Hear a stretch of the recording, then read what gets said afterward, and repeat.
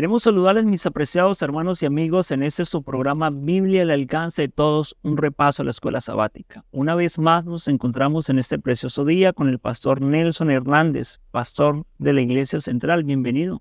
Muchas gracias, pastor. El privilegio es para mí poder dirigirme a la comunidad para hablar la palabra de Dios. Lección número 3 para el 20 de julio, titulado Controversias. Interesante, pastor.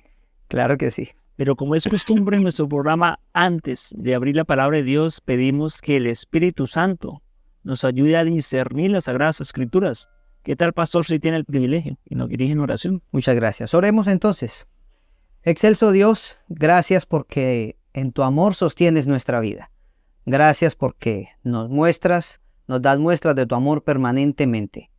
Y en esta semana nos has enseñado a través de la lección la importancia de vivir cerca de Jesús y de quién es para nosotros. Da tu bendición a cada uno de los oyentes y permite que la palabra pueda llegar a sus corazones a través del Espíritu Santo. En el nombre de Jesús. Amén.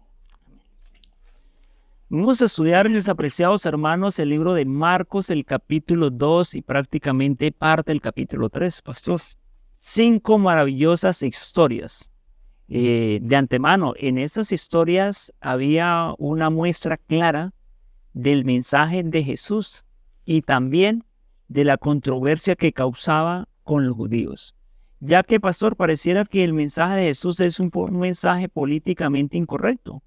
Causaba algún tipo de comezón en la mente de los fariseos y de los escribas. Bien interesante, pastor.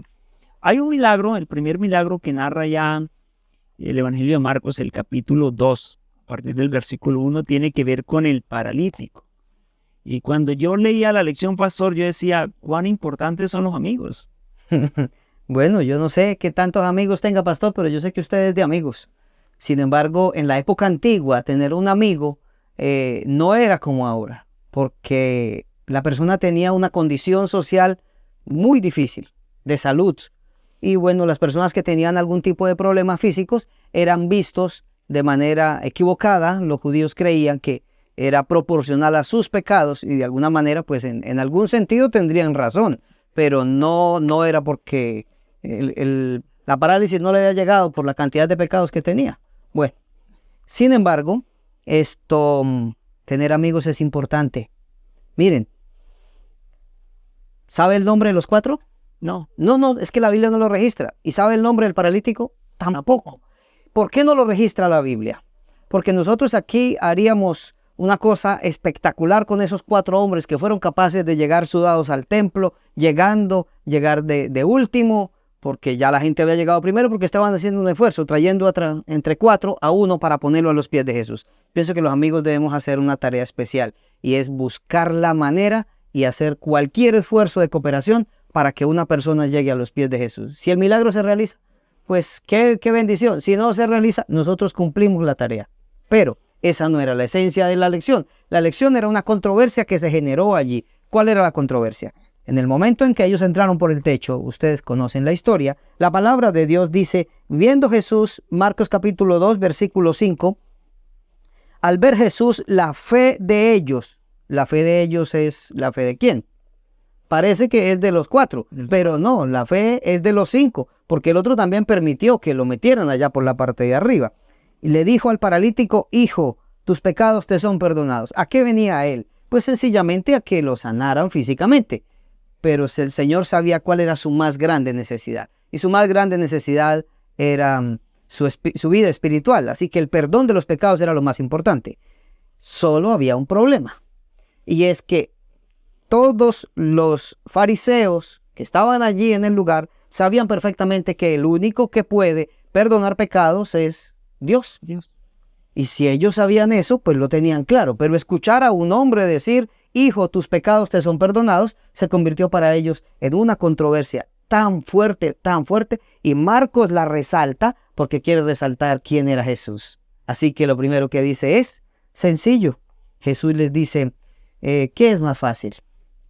Decirle, hijo, tus pecados te son perdonados, o decirle, párese, camine, y ustedes que lo han visto toda la vida ahí, ¿qué es más fácil? Y entonces ellos dicen, pues es más fácil decirle, hijo, tus pecados te son perdonados aunque no pase nada. Una frase. Al menos sí. ¿Qué es más fácil decir? Vaya, lávese 7 veces al Jordán, o decirle después de que vaya las 7 veces al Jordán va a venir limpio acá. Pues eso es más complicado. Entonces el Señor utiliza una argumentación interesante. Y es, dijo el Hijo del Hombre, no dijo yo. El Hijo del Hombre tiene la potestad y la autoridad para perdonar los pecados. Así que, amigo, esta controversia fue tan fuerte, que Jesús no volvió a decirla sino una vez más, en público, a una persona. ¿A quién? A María Magdalena. En la época de Simón le dijo, tus pecados te son perdonados, y volvió a levantar escozor. Interesante eso. Por eso yo creo que la gente se enfurece, sus oponentes se enfurecen, porque ellos estaban en una condición donde querían que Jesús no brillara, pero Jesús brilló. Y termino diciendo lo siguiente: ¿por dónde entró ese hombre? Allí, entró por el techo. ¿Por dónde salió? Salió por la puerta grande. No lo dejaron entrar, no le dieron espacio para entrar, pero sí le dieron espacio para salir. Eso es muy parecido a lo que pasa en nuestras iglesias, pastor. Bueno, vamos a seguir con algunas otras controversias que aquí la Biblia menciona. Adelante. Hermano pastor, a Jesús le acusaban de 3 categorías de pecados, ¿no? Una categoría tenía que ver con violar la ley, pero en especial el sábado, porque la Misná consideraba que no era lícito sanar en sábado. La segunda controversia tenía que ver con la blasfemia, o sea, con tomar algunos atributos personales de Dios. Y justamente bajo ese contexto ellos lo acusan, ¿cierto? Y la tercera tenía que ver con violar algunas costumbres judías. Pero ahora vamos al siguiente pensamiento, pastor. Allá en el libro de Marcos, capítulo 2, versículo 13, se presentan 2 asuntos. Uno, el llamamiento de Leví Mateo. Y uno podría pensar, ¿cómo que el llamamiento, pastor, de una persona termine convertido en una controversia, ¿cierto? O en algo negativo? Porque como iglesia lo que queremos es que todo el mundo llegue a la salvación, ¿no? Pero pareciera que bajo el contexto de los judíos, en especial de los judíos ortodoxos, la salvación estaba delimitada para algunas personas y algunos no tenían ya posibilidad de salvarse, ¿no? Y la situación viene, pastor, porque Leví Mateo, hijo de Alfeo, era un publicano. Ladroncito. Total. ¿Qué era publicano? Roma tomaba un condado, tomaba una ciudad, tomaba un espacio, tomaba un corregimiento, podríamos decirlo, y hacía un tipo de subasta, ¿cierto? Permitía que algunas personas fueran proponentes a cobrar el impuesto. De antemano, lo que hacía Roma decía, de acuerdo al censo, decía, en este lugar, en este territorio, se pueden recolectar tantas monedas de plata, tantas dracmas. Ahorita buscaba un proponente del territorio para que dijera, yo respondo por esa cantidad de monedas, y por lo regular lo hacía alguien del territorio, en este caso un judío. Traidor para muchos, ¿no? Total. Entonces, ahorita imaginémonos, un judío, ahí se presentó Leví Mateo, presentó la propuesta, ¿cierto? Se la ganó. Tenía que pagar cierta cantidad de monedas al gobierno romano, cobrárselas a los judíos, que ya los judíos lo consideraban injusto. Pero aparte de eso, no sé si usted alcanza a acordar de la historia de Zaqueo, que también era publicano. Aparte de eso, ellos decían, bueno, una para Roma y otra para mi bolsillo. Entonces empezaban a subir los impuestos. Entonces estas personas, los publicanos, eran muy mal vistas en todo Israel y en todo el pueblo judío. O sea, hasta tal punto que la Misná, valga aclarar, que no es más que una tradición oral explicativa de la Torá, del Génesis, del Éxodo, del Levítico, del Número, del libro de Deuteronomios, que se había canonizado, decía que si un publicano, pastor, bien interesante esto, si un publicano entraba a su casa como judío, todo quedaba inmundo. Todo quedaba inmundo, ¿cierto? Contaminado. Entonces, ahora se imagina usted que el Señor Jesucristo, mis apreciados hermanos, llamó a Leví Mateo, un publicano, y no solo lo llamó, sino que si tú continúas la historia, pareciera que que el publicano hizo algo que también hizo Zaqueo, ¿cierto? Invitarlo a comer a la casa. Una fiestecita, ¿cierto? Un momento de gratitud, de agradecimiento, ¿cierto? Y lo invitó ahí a su casa. Supongo que su casa era bien bonita, bien hermosa. Era una persona acaudalada financieramente. Y Jesús siempre tenía espías, ¿cierto? Siempre espías gratis, ¿cierto? Sí. Eso siempre han existido en la iglesia, ¿cierto? Y ahí iban detrás de Jesús camuflados. Y cuando vieron la escena del Señor Jesucristo en la mesa junto a Leví y Mateo, y supongo que los discípulos y muchas personas más, ellos dijeron, ¿cómo es posible que este maestro, ¿cierto?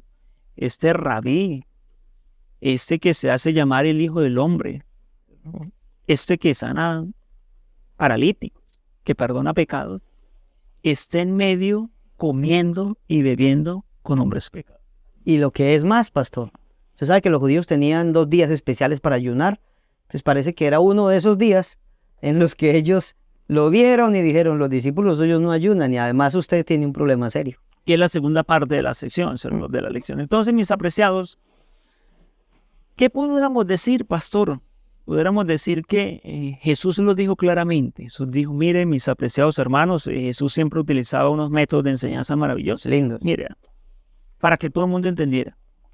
Y ahí sí, como dice el refrán popular, al que le cayera el guante, Sí. que lo achantara. Dijo, miren, los enfermos, ¿quiénes necesitan ser sanados? ¿Quiénes necesitan ir al médico? ¿Quiénes necesitan ir al hospital? Enfermos. ¿Los sanos o los enfermos? Inevitablemente los enfermos. Pero lo que me llama la atención, pastor, es cómo al pueblo de Dios se le puede distorsionar de tal manera la visión del tema de la misión y la salvación para pensar que existen personas que ya no son dignas De la salvación. de la salvación. Tremendo. Bueno, pastor, y la segunda parte que usted hizo alusión, ¿cierto? Tiene que ver, bajo ese mismo contexto, tiene que ver con ese pensamiento de algunos de ellos que dijeron, bueno, porque no se sabe quiénes fueron los que dijeron. Dijeron, bueno, Juan tenía discípulos que ayunaban. Y los fariseos también ayunan. Así que probablemente ni eran discípulos de Juan, ni eran fariseos, ¿cierto? ¿Quién sabe? Y entonces, ¿por qué tus discípulos no ayunan? Bueno, el tema del ayuno ha sido un tema bien interesante, pastor, porque realmente la Biblia presenta en la Torá solo un día de ayuno. Usted lo conoce. El día del Yom Kippur, el día de expiación. Ese es el día del ayuno que está, podríamos decir, clarificado, estructurado, podríamos decir, es mandatorio en el Antiguo Testamento. ¿El día del qué? Del Yom Kippur. Pero los fariseos, pastor, habían añadido otros días de ayuno. Sí, eran martes y jueves ellos ayunaban. Luego añadieron 7 días de ayuno, ¿cierto? Que se encuentran ahí en el Tanaít, ¿cierto? El ayuno. Pero luego añadieron 2 días en semana. La semana. ¿Cierto? Pero el fariseo dijo allá, yo ayuno 2 veces a la semana. No, así lo dice nosotros cuando vamos a Lucas, ¿cierto? En Lucas capítulo 18, versículo 12 dice justamente el fariseo y el publicano. Dice, yo ayuno 2 veces a la semana, Sí, claro. Y doy el diezmo de todo, ¿no? Entonces la pregunta que surgiría acá, pastor, es porque Jesús responde de una forma bien interesante en esta controversia. Jesús dice, bueno, hay una fiesta, hay un banquete, y el Señor del banquete está acá presente, ¿verdad? Se ayunará cuando el dueño de la fiesta es, ¿cierto? ¿Cierto? Eso es como vamos a ayunar. Supongamos, pastor, que ese es su cumpleaños, ¿cierto? Sí. Y está el banquete de cumpleaños. Y hay ayuno. Y están todos los amigos, ¿cierto? Y está todo, y usted dice, no, hoy está ayuno, ¿verdad? Bien interesante, porque realmente, sabe, pastor, lo que quiso decir eso es lo siguiente, mire, el asunto del ayuno no tiene que ver con dejar de comer. El asunto del ayuno tiene que ver con ponernos en la presencia del Salvador, ponernos en la presencia de Dios, ¿cierto? Entonces lo que Jesús les quiso decir es, está el Salvador del mundo acá presente, está el Creador del universo, está el motivo del ayuno, Entonces, ¿por qué dejan de comer? Si la situación no es dejar de comer, la situación es que pueda estar la gente en presencia mía y yo estoy acá. Pero va a llegar un momento en que yo ya no voy a estar y ahí sí van a necesitar ayunar para entrar en la presencia de Dios, ¿cierto? Yo creo que habían perdido de visión cuál es el motivo o la razón del ayuno. De antemano ellos pensaban que el tema del ayuno, y usted lo sabe, pastor, era una cuestión más bien de orgullo, ¿cierto? De dejarse de figurar la cara, ¿cierto? Y que la gente diera, uy, pastor, ¿cómo es de santo? Está ayunando, se le nota en la cara. Ellos pensaban que en eso consistía. Sí, porque justamente habían perdido la visión. Los dirigentes tenían ese problema, y es que desconocían lo que era verdaderamente importante. Y por eso las controversias con Jesús justo eran por eso, porque él vino a poner las cosas en orden y las decía de una manera tan sencilla, pero la gente se admiraba de su doctrina, porque que vengan y le dicen, ¿por qué no están ayunando? Y le digo, ¿para qué van a ayunar si tienen aquí al hombre que... Ahora, pastor, hay otra controversia que yo la presenté ahí en la introducción de la lección y tenía que ver con la violación de ley, en especial con la del sábado. Bueno, eso ya es otra cosa. Usted mismo lo dijo y se ha oído hablar acerca de toda la tarea que suponía practicar la Misná y tenerla como un elemento rígido. Y ahí decían muchas cosas acerca del sábado, que no eran un principio bíblico, pero que ellos la habían convertido en una carga. Entonces llegó el día en el que Jesús aparece con sus discípulos. Él viene y va pasando. Marcos capítulo 2, versículo 23 en adelante, cuenta la historia de 23. Al pasar por los sembrados un día de reposo, los discípulos andando comenzaron a arrancar espigas. Imagínense, viene con hambre, ellos vienen, es un momento especial, han caminado, han hecho su tarea hoy y de pronto tienen hambre. Pues ahí no había alguien, vamos al restaurante allí donde doña alguna para que ir a comer. No, sencillamente cogieron, pasaron, empezó pepita por pepita, comieron sus pepitas, dejaron caer, dejaron el tamo que se fuera y los vieron. Y como estaba prohibido, según la Mishnah, desarrollar algún tipo de actividad de ese corte en sábado, entonces ellos dijeron, están violando el sábado. Entonces Jesús viene con un argumento muy interesante y se va al Antiguo Testamento y les dice, pues, ¿se acuerdan ustedes de David? El que ustedes dicen, el gran David. ¿Lo recuerdan al gran David? Le dice, claro que sí. ¿Y qué hizo David? El pan solamente se le permitía que se lo comieran los sacerdotes, pero el pan que ya había estado durante una semana en la presencia de Dios. Es decir, a la siguiente semana ya lo podían consumir.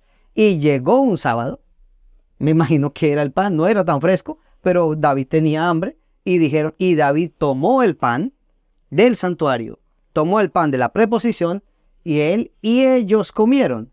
Entonces hubo una excepción para eso y ellos quedaron como que, bueno, sí, entonces, ¿por qué mis discípulos no pueden hacerlo? Ahora, quiere decir entonces que esto nos obliga a nosotros a que ahora de aquí en adelante nos vamos a arrancar nuestras espigas, nos vamos a trabajar todos los sábados porque el Señor en sábado lo permitió.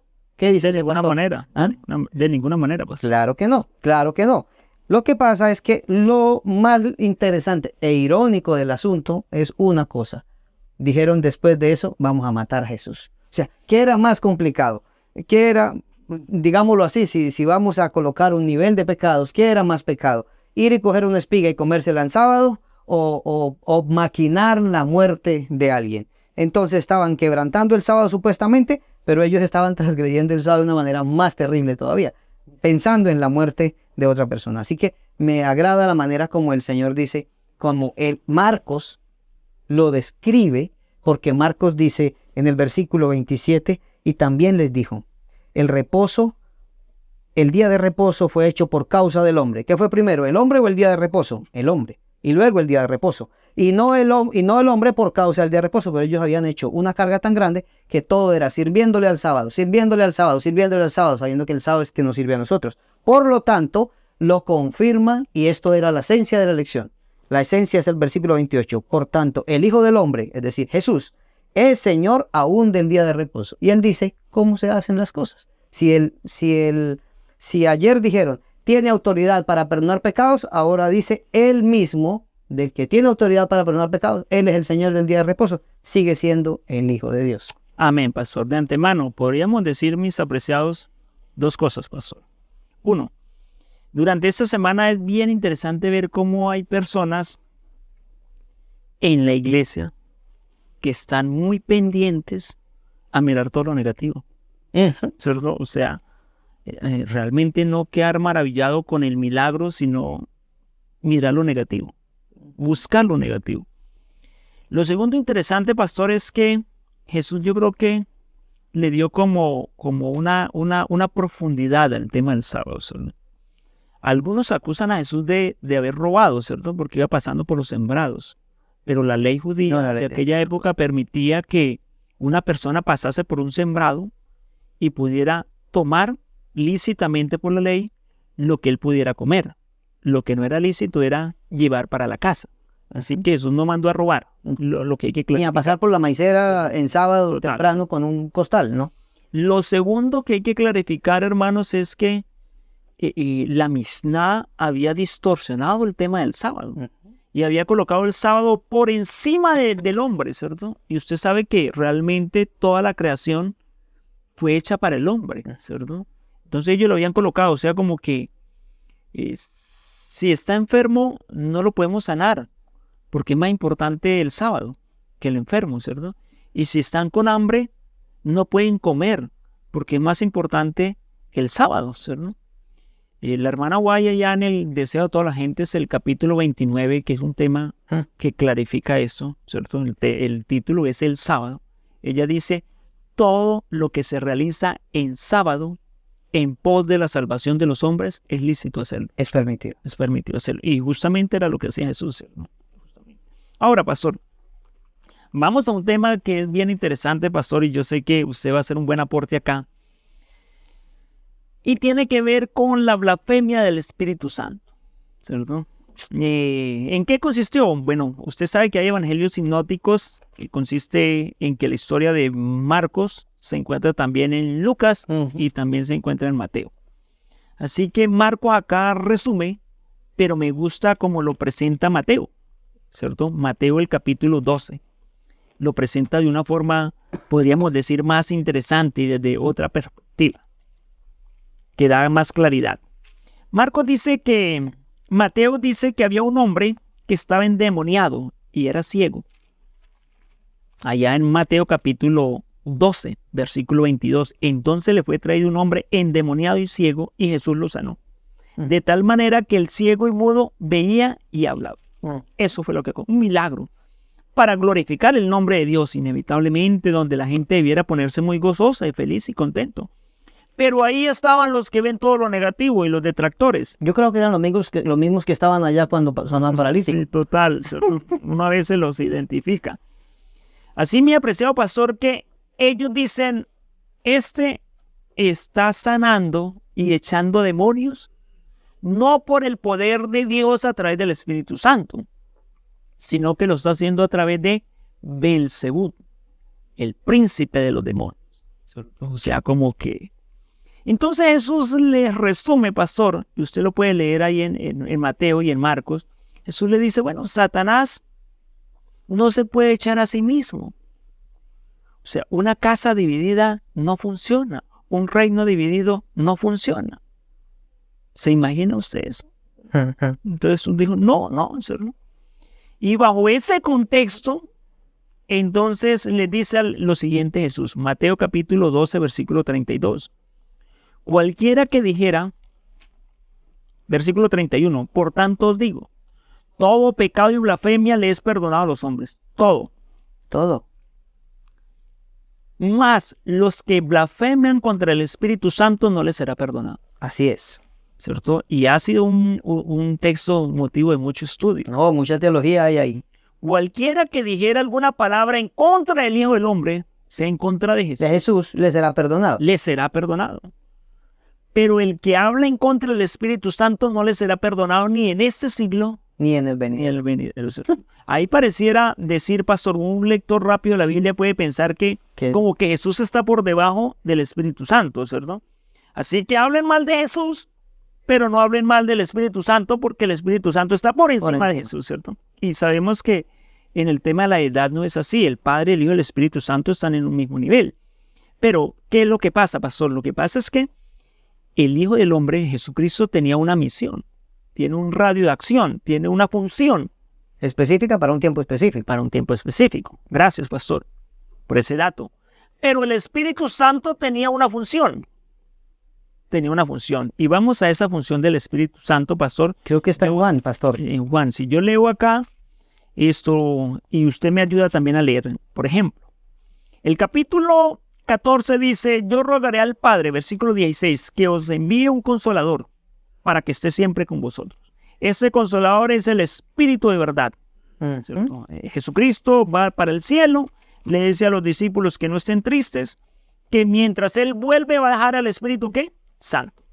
El versículo 26 continúa diciendo, mas el consolador, el Espíritu Santo, a quien el Padre enviará a mi nombre, Él os enseñará todas las cosas y os recordará todo lo que hemos dicho. Por eso oramos, pastor, antes de la lección, porque Él nos va a enseñar y nos va a recordar. Y nos va a recordar. Y es quien inspira la Biblia. Toda la escritura es inspirada por Dios a través del Espíritu Santo. Pero lo que quiero que me lea, pastor, es el capítulo 16, el versículo 7 y 8. Pero yo os digo la verdad, os conviene que yo me vaya, porque si no me fuere el Consolador no vendría a vosotros, pero si me fuere os lo enviaré. Y cuando Él venga, convencerá al mundo de pecado, de justicia y de juicio. Gracias, pastor. ¿Qué es la blasfemia contra el Espíritu Santo? Juan resume la función del Espíritu Santo, una de las tantas funciones para ese tiempo. ¿Cierto? Juan dice, bueno, el Espíritu Santo va a guiarnos, va a convencernos de pecado, va a convencernos de justicia. Esa es la obra del Espíritu Santo. O sea, pastor, cuando usted y yo hacemos algo malo, quien nos dice a la mente, al corazón que estamos en mal camino, es el Espíritu, ¿qué? Santo. Llega a la conciencia. Llega a la conciencia. Cuando se expone un sermón y tú estás sentado ahí, tú dices, caramba, la palabra de Dios está hablando a mi mente, está hablando a mi corazón, estoy por mal camino, tengo que dejar esas costumbres, esos hábitos. Realmente quien está guiando es el Espíritu, ¿qué? Santo. Santo, ¿cierto? Entonces, cuando una persona ya el Espíritu Santo no le habla a su conciencia, pues ya no hay nada. O sea, cuando usted hace lo malo y piensa que bueno. Es decirle al Espíritu Santo, por ejemplo, yo cometo un pecado X, cualquiera, pero no me arrepiento. Total. Porque digo, el Espíritu Santo ya no tiene la capacidad de convencerme, ya no siento ese dolor en el corazón, ya no tiene la capacidad de convencerme. Cuando llego allá, entonces ahora estoy pecando contra el Espíritu Santo. Que esa es su función y yo no lo dejando así en la función que... Entonces, bajo el contexto de la historia de Marcos, pastor, hay un milagro y el milagro es realizado por Jesús a través del Espíritu Santo y ellos dijeron, no es el Espíritu Santo. Es el diablo. Es el diablo. Entonces, ¿ya qué puede hacer? Eso es como cuando uno va a visitar una pareja que está viviendo en unión libre y le presenta desde Génesis hasta Apocalipsis el tema del matrimonio, pastor. Pero ellos dicen, no, pero es que nosotros vivimos más felices así, ¿cierto? Ya que más se puede hacer por una persona, ¿cierto? Porque el Espíritu Santo es quien le dice a la persona a través de las Sagradas Escrituras, deben casarse, estamos haciendo algo malo y buscamos el camino de la justicia y el camino del Señor. Maravillosa historia, pastor, maravillosa enseñanza, pero hay una más. Hay una más. Bueno, resulta que en Marcos capítulo 3 menciona versículo 20 y 21, que hubo un problema serio, ¿no? Marcos 3, 20 y 21 dice así, vinieron sus hermanos y su madre y se quedaron afuera y enviaron a llamarlo. La gente que estaba sentada le dijo, tu madre y tus hermanos están afuera y te buscan. Jesús estaba tan ocupado que no le quedaba tiempo ni para comer. O sea, imagínese usted la tarea tan fuerte. Yo a veces me pongo a pensar, a veces uno come porque hay a toda carrera y qué vamos a hacer. Pero Jesús es que no le quedaba tiempo para alimentarse. Entonces, mire, ¿qué decían sus hermanos? El hombre está loco. Los hermanos carnales, bueno, era una familia un poquito reconstruida, así que no era totalmente nuclear. Sí. Entonces, está loco. Veía que tenían controversias con la gente. Veía que tenía controversias con los fariseos. Dijeron, vamos a ayudarlo. Pero el diablo fue el que hizo que ellos fueran allá ese día. Porque lo que pretendía el diablo era que sacaran a Jesús de ese contexto donde estaba haciendo su labor para que pudiera estar retraído con ellos. Era un plan del diablo y era un plan diabólico. ¿Qué ocurrió? Sencillamente Jesús estaba allí y entonces ahora se encuentra con un problema. Los unos dicen tiene el diablo y los otros dicen está loco. La versión dice estaba ido de sí, o sea, estaba loco. Loco. No, Los escribas dicen que tiene el diablo. Entonces Jesús dijo, bueno, vamos a mirar a ver qué va a pasar aquí.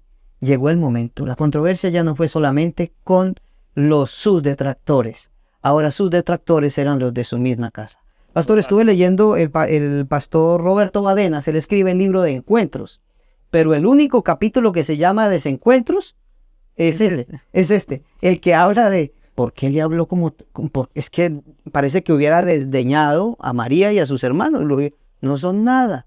¿Por qué? Porque la respuesta de él fue, aquí están la mamá y aquí están los hermanos. Pero resulta que el versículo 33, Jesús le respondió a los que vinieron y dijeron, te están buscando. Y él preguntó, ¿quién es mi madre y quiénes son mis hermanos? O sea, parece que los estuviera desconociendo. Pero miró a todos los que estaban sentados alrededor y dijo, mi madre y mis hermanos están aquí. Son ustedes, porque todo el que hace la voluntad de Dios, ese es mi hermano, mi hermana y mi madre. ¿Qué podemos decir ahí? Esa controversia fue muy fuerte. En esa época, que un judío hablara, o sea, dijera en contra de la mamá algo, era terrible, terrible. Es más, debía hablar de una manera tan especial, cumpliendo el mandamiento.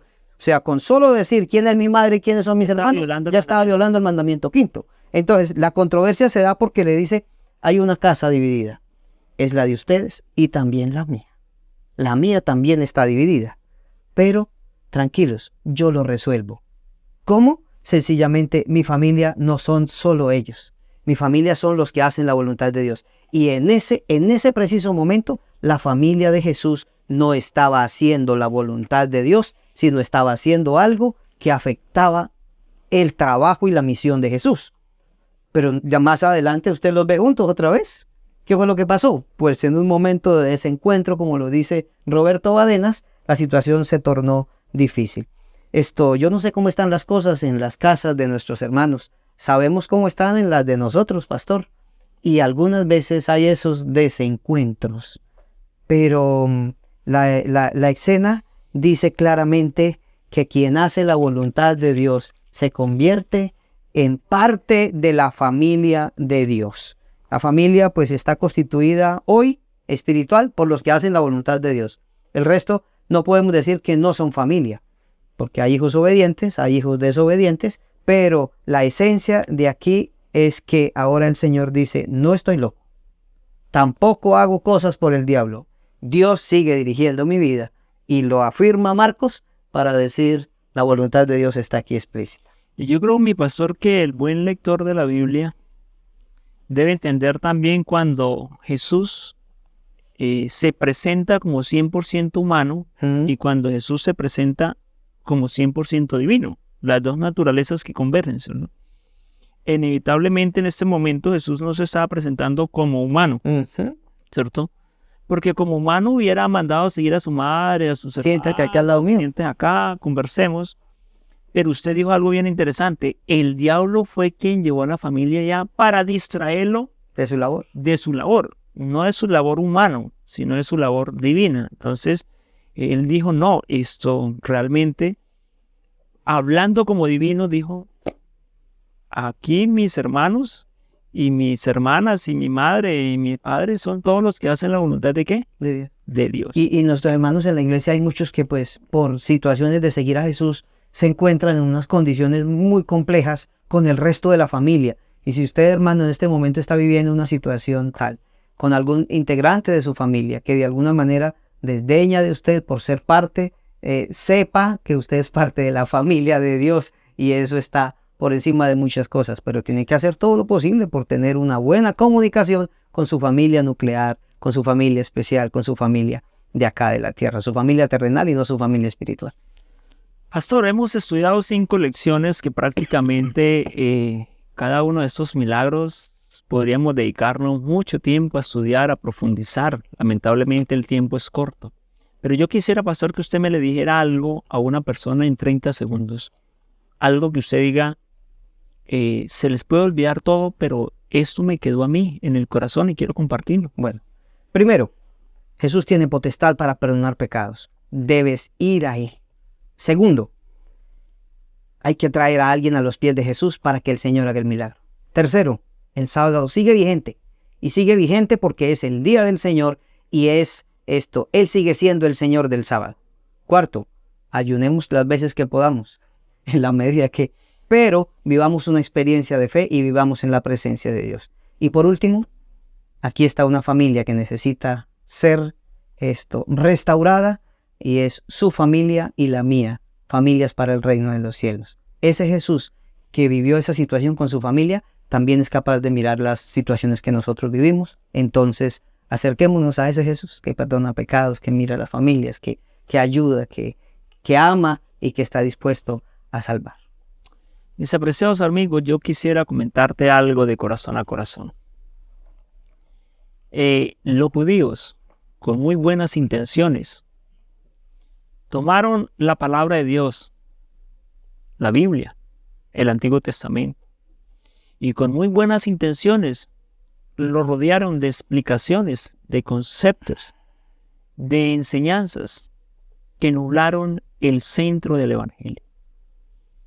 Hasta tal punto que cuando vino Jesús tuvo que venir a reenseñar cómo era Dios, a reenseñar el papel del sábado, a reenseñar el papel de la ley, a reenseñar el tema del ayuno, porque lamentablemente se había desfigurado cada uno de estos ítems. Y puede pasarnos en la actualidad, donde en medio de toda la tradición que a veces tenemos como iglesia, que fue importante y que tiene un objetivo y tiene una razón de ser, en medio de todas las múltiples actividades, estatutos, códigos, normas, podemos olvidarnos realmente de lo esencial. Por eso te quiero invitar a que reflexionemos, ¿cierto? El ayuno es para estar en la presencia de Dios. El sábado es para hacer el bien. Los milagros, los pecadores, son para alcanzarse en todos. Entre más enfermo, más necesita la misericordia de Dios. Y así sucesivamente podamos contemplar estas enseñanzas a la luz de lo que nuestro Maestro Divino quiso enseñar. Dios le bendiga, Dios te guarde y podamos seguir en contacto por medio de este canal. En este su programa Biblia al alcance de todos, un repaso a la escuela sabática. Pastor, ¿qué tal si nos dirige en oración? Con gusto. Querido Dios, al otro lado de la línea hay un grupo de personas que están observando este video, pero que también han rescatado de la lección de hoy que tenemos un Dios que vino con el propósito de salvarnos. Y entonces queremos entregarnos a ti, queremos disponernos a tu servicio, queremos que elimines de nosotros todas las cosas que afectan, que nos pueden generar críticas y que pueden generar controversias entre nosotros y que podamos colocar nuestra vista en Jesús porque realmente Él es lo más importante. Regálanos hoy tu santa bendición, concédenos gracia y paz en el nombre de Jesús. Amén. Amén. Pastor, le tengo una invitación. ¿Qué hay que hacer? Este próximo fin de semana tenemos el Congreso de Adoradores. Viernes, sábado y domingo. No se lo puede perder. Me dijeron que usted cantaba. Dios les bendiga, mis apreciados hermanos. Dios les guarde y el Congreso de Adoradores también es para ti.